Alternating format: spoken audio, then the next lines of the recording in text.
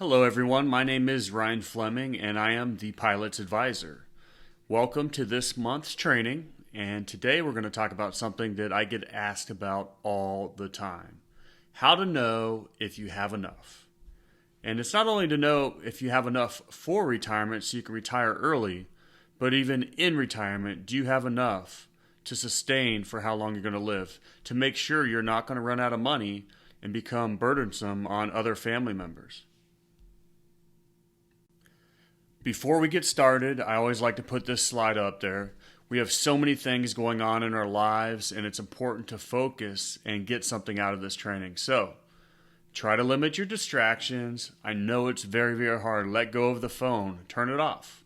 Maybe close the door so you don't get interrupted by your children, or close all the other windows on your computer. Try to focus, and you'll get a golden nugget out of this presentation. I promise you'll learn something. We're going to have a lot of fun on today's presentation and today's training. Some of the things we're going to look at, we're going to explore. Are you truly wealthy? And what does that mean? And we can talk about different factors to consider regardless of your current wealth. And of course, this is probably the biggest question I ever get asked. And I'd say 99% of the people I work with, they want to know how they compare to others in their current situation and want to know if they have enough for retirement. So we're going to talk about some of the steps to take in developing an effective retirement income plan so that you can take your personal situation and have a plan going into retirement that we can constantly monitor to make sure that you don't run out of money. So who's this presentation for? I always like to think of, who's this for? Is this for you? Otherwise, I don't want to waste your time. So if you're retired, is this presentation for you? Absolutely. This is absolutely relative to being in retirement. Also, if you plan to retire anytime in the next 10 years, if you're currently flying and you really don't want to go to 65 and you're really hoping to retire at 60 or 62, what are the concerns you might have and how do you get there? And how can you have financial peace of mind going into retirement? And lastly, if you have longevity in your family, if you have DNA where your grandma or grandpa is living to be 95 or even 100, you really need to pay attention to this presentation because you might need to plan for a 30-plus year retirement after you're done working. It's always tough to talk about money, and so we're going to hit it right on the nose with the question of, are you wealthy? What exactly does that mean? I mean, most of the time we ask, do we have enough for retirement? And we like to compare ourselves to other pilots or other members in our neighborhood to see kind of how we stack up. And this kind of makes us feel good whether we're prepared for retirement or not. Well, Charles Schwab does a survey every year, and it's called the Modern Wealth Survey. And 2021, which is very interesting to me, $1.9 million qualifies someone as wealthy. And so everyone that took the survey, that was the number that came up that means you're quote unquote wealthy. Well, in 2020, think back to the pandemic and everything that happened, that survey came out with 2.6 million. So I think it's very, very interesting how that number dropped and what does that actually mean? Because a lot of this is psychological. Many things about investing is, psychological and how you feel about money, how you have financial peace of mind. So I want to ask everybody that's listening, and you feel free to send me a message or a chat with why you guys think that number went down. So in my opinion, too many times when we talk about wealth or if somebody's rich or if they have a great job, we're really focusing on taxable earnings. And even with pilots in negotiating contracts, they always want a new raise, and I'm kind of like, why are you talking about making more money? Because when I think about increasing our income or increasing how much we make per year, I know that I'm going to give Uncle Sam 30% of that back right away. That's not true wealth. I think true wealth is when you're getting stock options from your company, or, when you start thinking about Bill Gates or Jeff Bezos, they're billionaires because of the stock and how much it's gone up. They normally don't have big salaries. So what actually gives us true wealth? And just to look at some numbers, which I have here on this slide, of course, We always talk about our W-2 income and we pay too many taxes and how can we get around that. But the top 5% made $309,000 or more in 2018. The top 1% was $737,000 and up. But the average income out there is $55,000. So you got to look in the mirror and realize that you probably have it pretty well. And I'm assuming I'm talking to some commercial airline pilots here, or even in the military. I mean, most of your income as an officer, as you get up in rank, is not taxed because of, the benefits that you have for food and housing. So just look at these numbers and how does that make you feel? So you're lucky, we're in a good situation, but are you wealthy? Which begs the question. I talk to many of my clients about building a snowball. And what I mean by that is if you create a snowball of assets, then that can help you down the path to true wealth. And just giving an example, we're talking about wealth versus income, but if you had $1.9 million saved or put away and you made, very conservative 5% off that per year, that produces $95,000. Now, of course, that's a pre-tax number that we should consider. Or conversely, a way to look at it, if you had $1.9 million and you were pulling 5% off of that retirement income, that retirement for income, that would be $95,000 a year. Is that wealthy? But you can see how having that snowball can produce wealth just by having it in the market and having it leveraged to make money for you. Bottom line, like beauty, wealthy is really in the eye of the beholder. Many of us travel around the world, and how would you compare your situation or your income to those that we see in less fortunate countries? Have you thought about that? There actually used to be a website, and I don't know what it is anymore, and I tried to find it and I couldn't find it, where you can actually plug in your income and it would rank you globally around the world for where you fall. And any one of us, if we put in our income for that, that we'd be in the top probably 1% easily.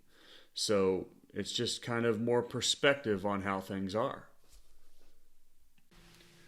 So let's go back and let's talk about the role of taxes. We talked before about how 5% of 1.9 million spits out $95,000 a year. Well, if you're a married couple, that $95,000 puts you in the 22% tax bracket. So if that income's taxable, you're taking home closer to 80. Is that wealthy? Does that sound like a good number to live off of? If you had $1.9 million in assets, is that going to be enough for you to live in retirement? So this might sound crazy, but I want to put out there a new definition of wealthy. That'd be the amount of money that lets you live the exact lifestyle you want without running out of money before you die. And being a pilot, I think about critical field length. If they were equal, you'd have just the amount of money that would allow you to live the lifestyle you wanted without running out of money. Of course, all of us like to have a little bit of padding. We'd like to have a little extra runway so that we're not right at that last bar as we lift off for flight. But this is a very equal definition of wealthy that I'd like to bring up. So based on the definition of wealthy that I presented on the last slide, I'm going to go through a little exercise that we're going to go through, and I want you to take notes. And we're going to go through an exercise to know if you're wealthy. So the first thing that we need to figure out if we're going to find out if you have enough or if you're truly wealthy by that definition is determine your income need. And we could do this a couple different ways. You could have, take great notes and look at every expense you have in your life. And then on top of that with entertainment, travel, etc., that would get you exactly to that number that you could live off of and be wealthy or live the lifestyle you wanted without running out of money. So I'm providing you on this slide just things to think about: food, shelter, clothing, travel, charity, entertainment, and gifts. And you could go through and have your budget and figure it all out, how much you'd want to spend per year to have all the things that you want in your life. Or per this exercise, maybe we could simplify it if you didn't have that number right now. Let's just say that the income that you earn every year right now, if you could sustain that through retirement, that number, to be okay or to keep the lifestyle that you currently have, do you have enough money? Do you have enough resources to do that today? And let's explore that and check it out. So in building this income plan, we have to come up with the different sources of income. Many of you have qualified for Social Security, so we take that into account for retirement income. I don't believe in our lifetime that Social Security will go away. However, I do think we'll have a reduced amount. And when we talk about Social Security, we talk about income replacement ratio. And that income replacement ratio is going to be a very, very small percentage of what you're currently doing at your job, and that will probably continue to decrease. But I still think Social Security will play a part in your income plan for retirement. FedEx, UPS, maybe some older airline guys still have a pension. And if we are one of those that are lucky enough to still have a pension, we'll factor that into our retirement income, which is a huge thing. I know personally the FedEx pension doesn't have a cost of living adjustment, which means our buying power over time. I mean, think about the pension now, and 30 years from now, it'll be worth a lot less. But nonetheless, it is a pension which many, many individuals do not have. So I still feel very lucky to have that. And then lastly, savings. You know, how much do you have in your 401k, IRAs, and brokerage accounts that can spit out income off of what you have in there in the return to produce income for you throughout the course of your retirement. And I always talk about the back of the envelope plan, and the reason why I do that is, you know, big picture. Let's just kind of throw it together and get a wag of what you need. And so let's just assume, Social Security is going to give you about $2,500 a month. Your pension, wherever you work, and I'm just going to throw a number out there, $1,000 a month. And savings, we talked about that $1 million at 5% a year, and that's going to give you $4,166. So total monthly income, and I personally like to think about monthly income just because I live with everything I do, I think month to month. I don't necessarily think annually, or some people do it even quarterly. I'm a month to month guy, but total income, $7,666 a month, or $91,992 for the year. So if that amount is enough, that monthly amount is enough for you or our made-up couple to be wealthy and to live the lifestyle they desire, then we're good to go. And of course, I walked right into my other slide. So yes, if $91,922 is more than the annual budget needed to provide the lifestyle desires for made-up couple Sally and John, based on the definition that we did before, Sally and John are wealthy. But here's the problem, and here's why you probably need professional help. Unlike planning on the back of an envelope or on the back of a napkin, we're not going to take certain things into consideration, and I just want to give you a couple of examples. First off, you probably plan on having your Social Security for the rest of your retirement, for the rest of your life. Well, if you and your spouse both earn the same amount of Social Security, half of your Social Security check is going to go away when one passes away. It's always going to be the lesser of the two that will go away. Have you planned for that? Your pension payments may be reduced. In part, they may be eliminated. And also, investment returns are not predictable. They're not linear. And so there's going to be ups and downs in the market. How are you going to know where to pull the income that you need from your retirement assets? Do you know what accounts to pull from a tax-advantaged perspective? Have we even talked about taxes and inflation? All of these things can totally derail a retirement plan or an assumed retirement income plan that has been put on the back of a napkin. This is why you need to have an income plan that addresses all these issues to know if you truly have the right amount of money for retirement. And honestly, you have to adjust it accordingly from time to time, depending on what the market's doing. So because of all these issues, we're going to talk about the math of retirement. So you're now retired and you're in the distribution phase, and this changes everything. We need to analyze a standard deviation or what the risk is in your portfolio. Because when you're starting to pull income from these accounts, consistency of returns is very, very important. Since many of my listeners and clients are pilots, we're going to talk about Top Gun to help us explain this very important issue. Everybody remembers the difference between Maverick and Iceman in the movie. So here's the deal. Maverick and Iceman both have $1 million entering retirement, and they need to withdraw $50,000 a year. And we're going to look at the difference between their two portfolios over the course of 10 years. So as you can see, Maverick's portfolio is definitely a little bit more risky. And you look at that standard deviation number down there of 23. That tells us how much volatility there's going to be in Maverick's portfolio. So as you can see in the portfolio, he has a couple negative returns, big negative returns the first couple years, but he still has to pull that $50,000 out. So the average return over this whole period is 8%. So Maverick has an 8% return over those 10 years. But as you can see, the ending value of his portfolio after pulling $50,000 for 10 years is $908,000.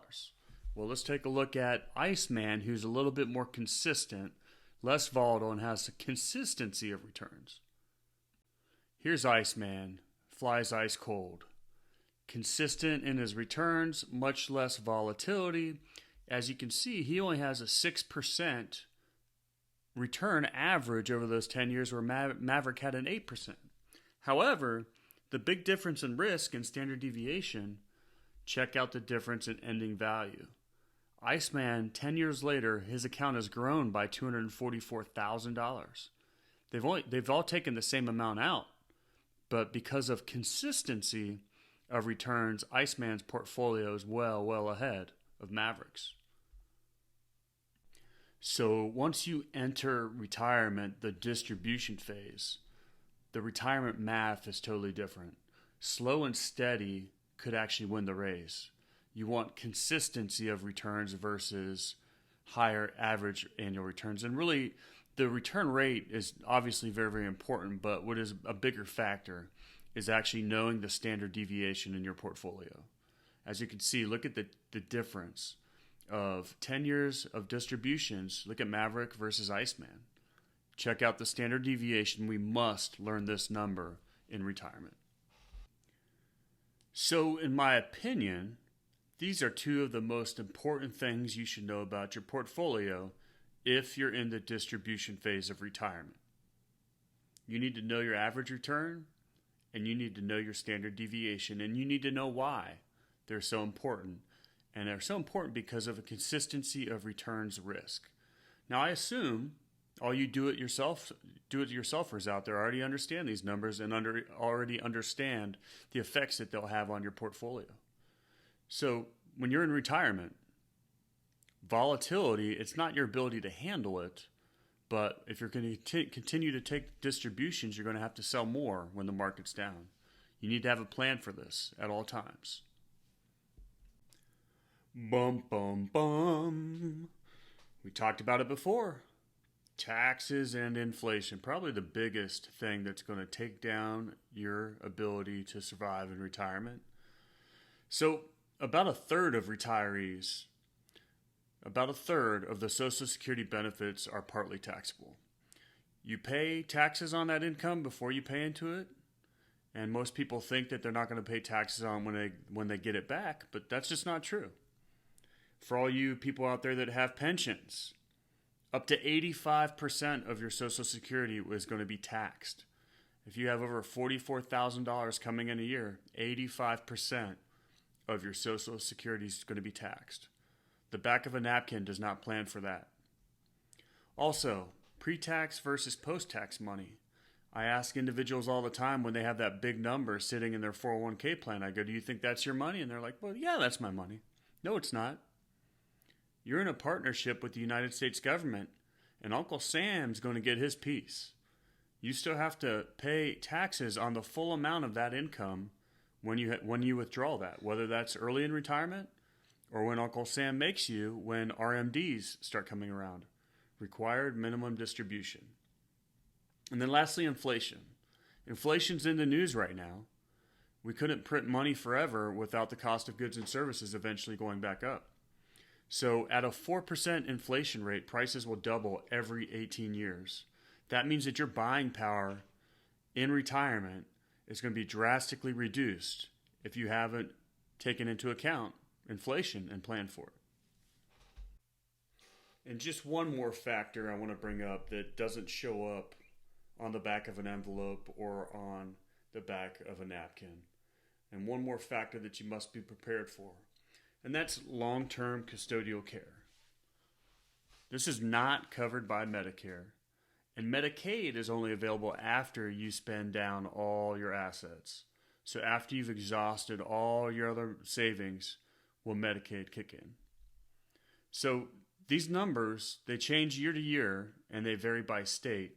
So really knowing where you're going to be retiring and what your situation is can be very, very, very valuable, as well as if you're able to afford long-term care insurance, which is very expensive. Most people tend to self-insure, but long-term custodial care is something that could definitely ruin your retirement and how long you're going to have before you run out of money. Key points to remember from what we've discussed today. First of all, wealth, I think it's a very relative term. I mean, when we think about people that are very wealthy, we probably think about Buffett or Bezos. But we don't have enough of those people around to tax to really make a difference. So when we're talking about the wealthy from a perspective of the politicians or Washington, D.C., you may not see yourself as wealthy, but you're going to be the large majority of the portion of those that are going to get taxed to pay for many of these things. And I think one of the biggest concerns that we all feel is how do we stop paying so much tax, because we realize how much money we give back to the government, and we probably don't consider ourselves wealthy. Also, back of the envelope planning, it rarely takes into consideration all the pitfalls that will cause you to run out of money in retirement. You must have an income plan that factors in all of the things we talked about today that can adversely affect your plan. Investment volatility, taxes, inflation, healthcare. I mean, there's so many pitfalls out there, we must address all of them. And also, if we want to have that 30-year retirement, a long life is fantastic. It's great. You want to see your grandchildren. You want to spend time with them. You want to spoil them. And you also want to take care of yourself and your long-term health. But the bottom line is it's expensive and it takes planning. And we must have an income plan because you don't want to run out of money. So there's always a call to action. And I want to talk about some of the steps that you need to take today if you haven't thought about any of these things. I would know your fixed expenses. And when I'm talking about fixed expenses, I'm talking about your food bill, your mortgage, your car payments. Now, granted, those can be affected by taxes as well. They can be affected by inflation. But get a good idea of what you're dealing with on the fixed side, and then also look beyond that and what you want beyond the fixed side to see how much room you have. How much of a buffer do you need to put together? I would also take a step back and study your portfolio's volatility as you get closer to retirement, because you're probably going to want to pull the throttles back to have that consistency of returns. Do you want to be a maverick or do you want to be Iceman? Do you want that portfolio to work for you and not hurt you?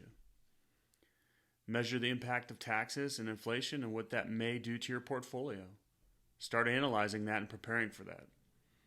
And lastly, develop a strategy for addressing the cost of custodial care. At least have a plan. At least talk about it. At least see if there's any things you can do to mitigate how much that could cost in the future. Does this sound overwhelming to you? I'm kind of overwhelmed when I think of it. It's not surprising. There's so many things to think about. Saving for retirement, the accumulation phase, is the easiest part of retirement planning. The distribution phase and having a plan once you actually walk away from that job is the hardest thing you're going to do, and knowing how you're going to produce that income, where to pull it from, how to address tax issues, and all the things we talked about. It's overwhelming. It's a lot. And that's why it's something that we specialize in, and we help people like yourself deal with that and come up with a plan.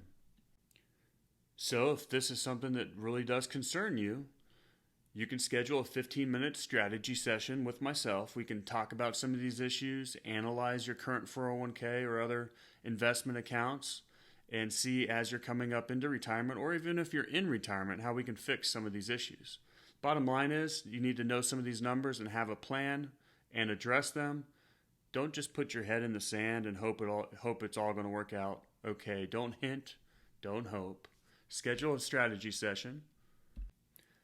There's no cost for a strategy session, and you can go to this website, chatwithpilots.com, and set up a time. We can start some email traffic prior to the meeting and hit the ground running with some of the information we might have. Bottom line is, we're here to help you come up with a plan so you can have true financial peace of mind. I hope you enjoyed this month's presentation. We'll have more training and another webinar next month. And feel free to reach out to me if you have any questions or needs or concerns. Have a good day.